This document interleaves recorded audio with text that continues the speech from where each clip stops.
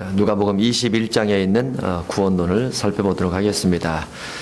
누가복음 21장은 마태복음 24장이나 마가복음 13장과 같이 계시록장이죠.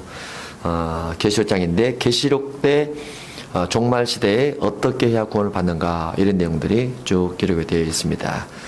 누가복음 21장 10절부터입니다. 10절이야 구원론만 따로 뽑아서 또 이 시대에 민족이 민족을 나라가 나라를 대적하여 일어나겠고, 민족이 민족을이라는 것은 민족 한 국가 간 전쟁을 말합니다. 나라가 나라를, 이 부분은 이제 한 민족 안의 전쟁이 아니고 이웃 나라와 전쟁을 말하는 거죠. 나라가 나라를 대적하여 일어나겠고, 곳곳에 큰 지진과 기근과 전염병이 있겠고, 또 무서운 일과 하늘로부터 큰 징조들이 있으리라. 이 모든 일 전에 라고 되어 있죠. 누가복음에 되어 있는 특징 중에 하나가 이 모든 일 전에라는 단어가 들어가 있어요. 이 모든 일 전에. 그러면 10절, 11절 이전에 12절 사건이 있겠다 그 말이죠. 11절, 12절, 10절, 11절 이전에 12절 사건이 있고, 그리고 10절, 11절이 있는 거죠. 이 모든 일 전에 내 이름으로 말미암아, 내 이름, 예수님의 이름 때문에 라고 되어 있어요. 예수님의 이름 때문에, 예수라는 이름 때문에 예수님의 이름으로 말미암아 너희에게 손을 떼어 박해하며, 예수 믿는다는 이유 때문에 손을 떼어 박해하며 회당과 옥에 넘겨주며 임금들과 집권자들 앞에 끌어가려니와 해서 예수 믿는 사람, 예수 이름을 부르는 사람을 박해를 합니다. 박해를 하는데 두 곳으로부터 박해를 받습니다. 한 곳은 회당입니다. 회당이 어디죠? 예, 교회입니다. 예수님 당시의 회당은 교회였어요. 교회였고 지금도 교회로 봐야죠. 왜냐하면 회당의 주된 일이 말씀을 강론을 하고, 그 다음에 자녀 교육을 하고, 그 다음에 동네에 대소사 일에 대해서 회의를 하고, 이런 어떤 장소였습니다. 교회도 그런 일들을 주로 하게 되죠. 그래서 예수님의 이름 때문에 회당을 통해서 박해를 받습니다. 예수님도 회당 통해서 박해받아요. 예수님의 제자들도 회당 통해서 박해를 받고, 바울도 복음을 전파하면서 회당 통해서 박해를 받습니다.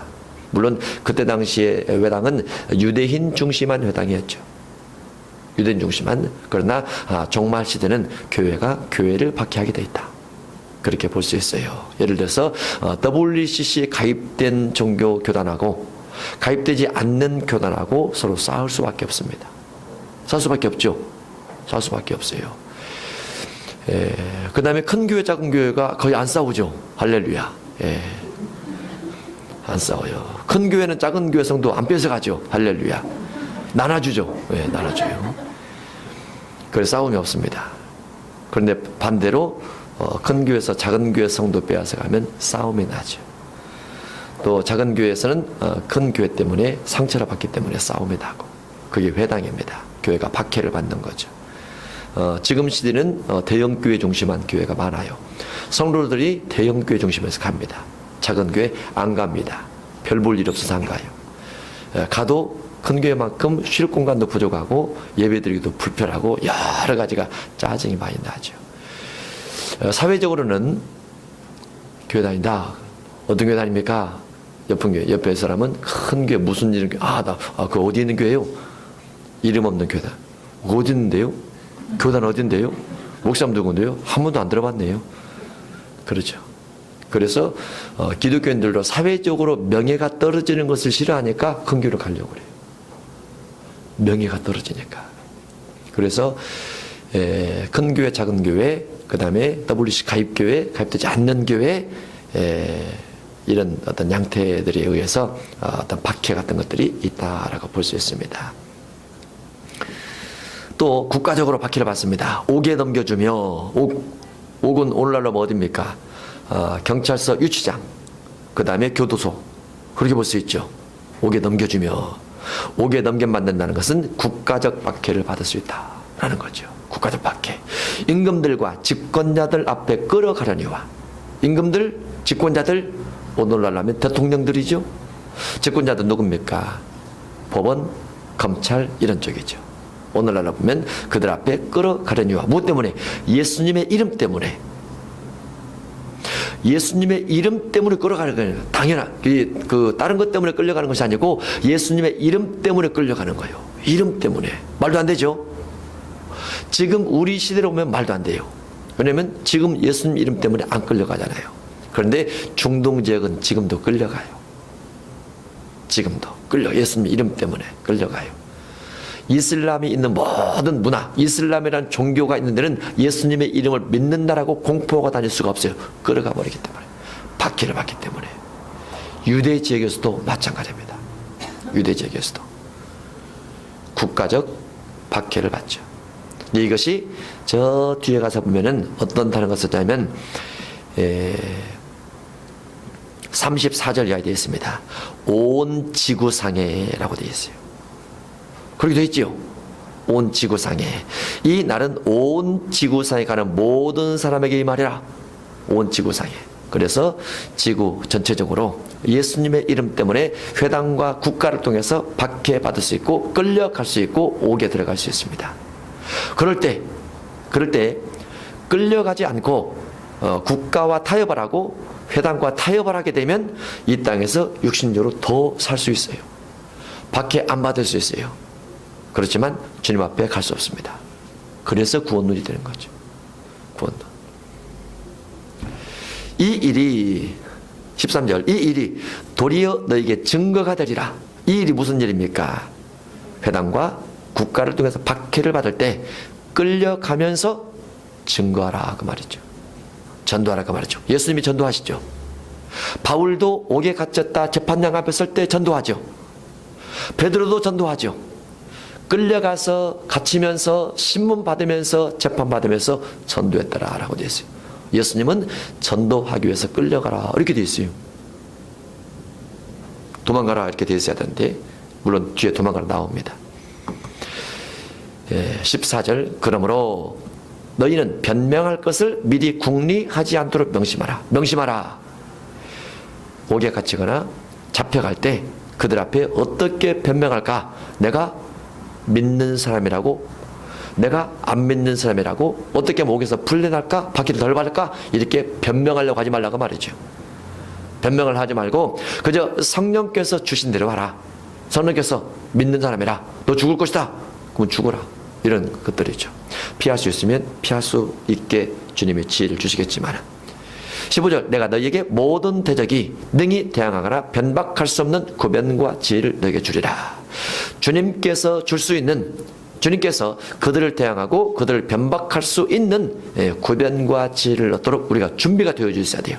믿음이 준비가 되어 있어야 되고 성령의 충만함이 준비가 되어 있어야 됩니다. 그러면 그들에게 할 말이 있겠죠. 할 말이 무엇입니까? 13절에 증거가 되리라. 증거입니다. 할 말이. 심지어 예수 이름 때문에 가족들이 나를 이단이나 사이비라고 고소할 수 있습니다. 가족들이 심지어 부모와 형제와 친척과 벗이 너희를 넘겨주어. 왜 넘겨주어요? 어디로 출발하죠? 예수 이름 때문에. 12절 예수 이름 때문에 넘겨주어 너희 중에 며칠 죽이게 하겠고 순교자가 됩니다. 식구들이 넘겨주어 죽이게 하겠고. 그래서 신앙을 식구 전체가 갖도록 해야 돼요. 종말 시대는 나만 잘 믿으면 절대 안 돼요. 그들이 팔아요. 나를 팔아요.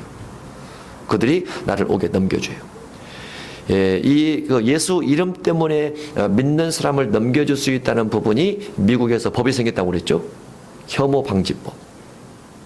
미국에 법이 생겼다고 그랬죠. 혐오 방지법.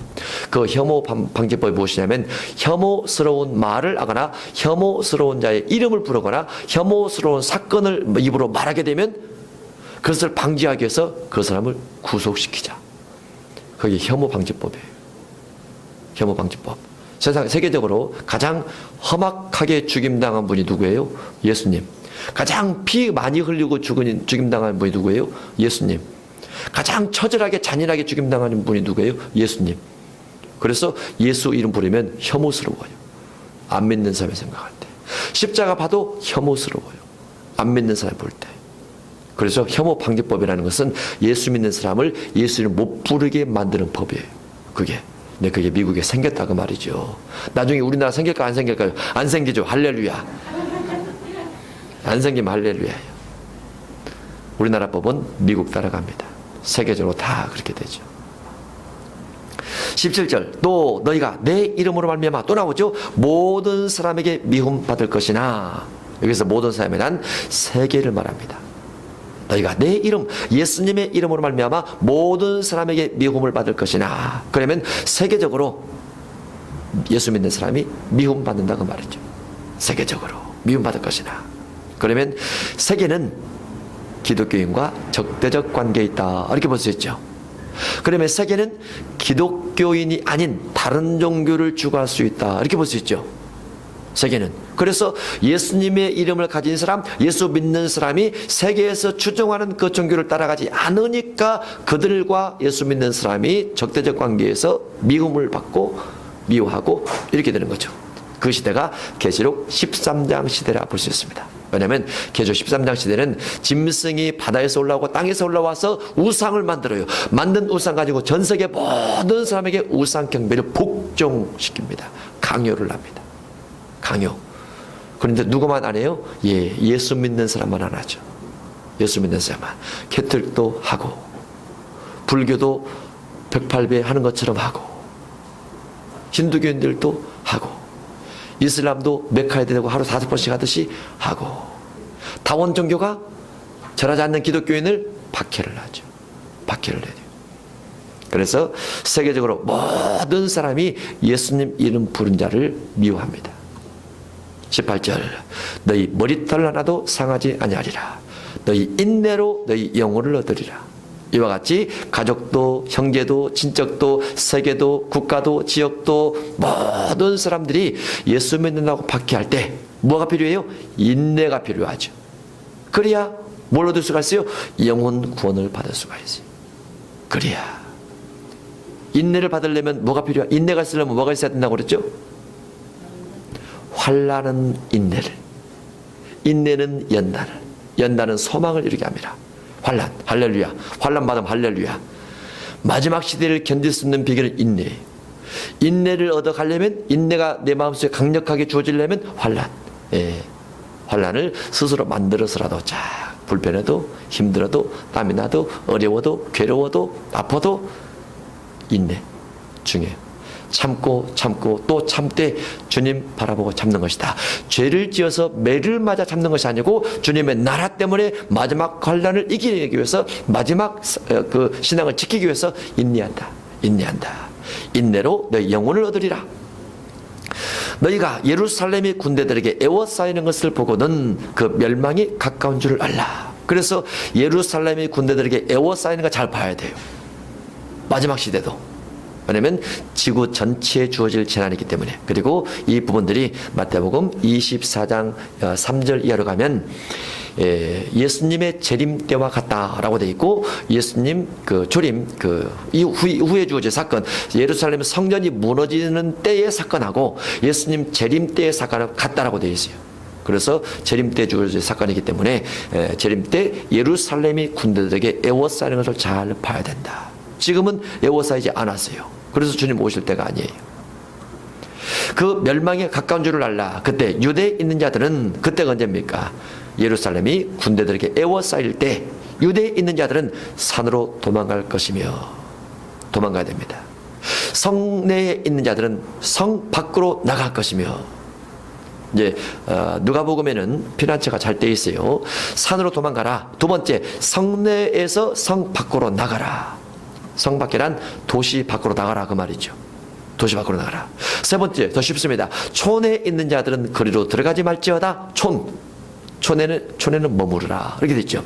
도시 밖으로 나가라. 다른 말로 촌으로 가라 그 말이죠. 그러면 촌에 있는 자들은 거리로 들어가지 말지어다. 도시로 들어가지 말라. 그래서 예루살렘이 군대들에게 애워싸일 때 농촌으로 가라라고 되어 있어요. 농촌으로 가라. 농촌으로 가면 인터넷도 잘 안 터지죠. 핸드폰도 잘 안 되죠. GPS도 잘 안 되죠. 어르신들이 뭐 그거 본다고 합니까? 집집마다 다 수신기 달아줄 뿐이죠. 잘 안 되죠. 촌으로 도망가라라고 되어 있어요. 이 날들은 기록된 모든 것을 이루는 징벌의 날이니라. 그 날에는 어떤 날? 예루살렘이 군대들에게 에워싸는 것을 볼 때, 그날에 도망갈 때, 그때 아이벤 자들과 젖먹이는 자들에게 화가 있으리니. 왜? 도망을 가지 못하기 때문에. 이는 땅에 큰 환난과 이 백성에게 진노가 있겠음이로다. 땅에 큰 환난과 백성에게 진노가 있을 때 도망을 못 가는 아이벤 자들과 젖먹인 자들에게 화가 있다고 말이죠. 너희는 스스로 조심하라. 스스로 조심하라. 그렇지 않으면 방탕함과 술취함과 생활의 염려로 마음이 둔하여지고, 시대 징조에 마음이 둔하여지지 말라라는 경고를 하고 있어요. 예. 생활 염려 때문에 마음이 둔하여지고, 생활 염려하다 보면 먹고 사는 문제, 자녀 교육 문제, 이런 것 때문에 마음이 시대적 징조에서 멀어져요. 예루살렘의 군대들에게 에워싸이는 거 보고 나는 먹고 살기 바쁘니까 하면서 마음이 등한해집니다. 뜻밖의 그날이 덕과 같이 너에게 임하리라. 갑자기 옵니다. 이날은 온 지구상에 가는 모든 사람에게 임하리라. 예외가 없습니다. 전 세계적으로 똑같은 현상입니다. 그래서 너희는 장차 올 이 모든 일을 능히 피하고, 어떻게 돼 있어요? 피하라라고 돼 있죠. 피한다는 것이 무슨 말이요? 도망가라고 말이죠. 피하고 인자 앞에 서도록, 재림 때 주 앞에 서도록 항상 기도하며 깨어있으라.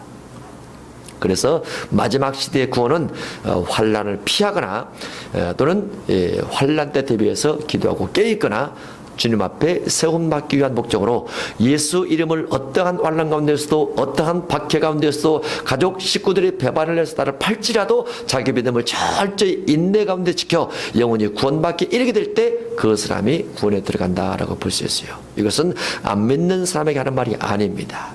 예수님이 예수님의 제자들에게 한 말이에요. 예수님의 제자들은 믿고 따라온 제자들입니다. 그 말은 곧 우리에게 하는 말입니다. 그래서 마지막 시대에 인내를 통해서 여러 가지 환난, 박해를 통해서 영혼 관리를 잘 하라라고 되어 있어요. 그래야 주 앞에 설 수 있다라고 되어 있습니다. 이 말씀을 따라 우리가 살면 구원이 확실할 줄로 믿습니다. 살지 아니하면 잃어버린 양이 될 수도 있다라고 볼 수 있습니다.